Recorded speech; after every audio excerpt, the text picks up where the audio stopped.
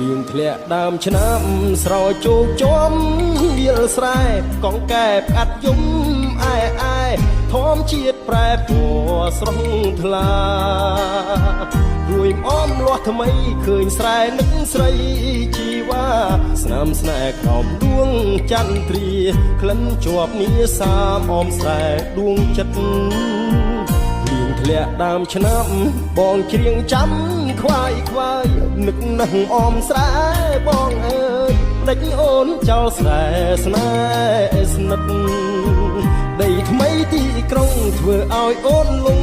ផ្លាស់ចិត្តភ្លេចស្រែធ្លាប់ស្មោះណែតនឹកដីធ្លាប់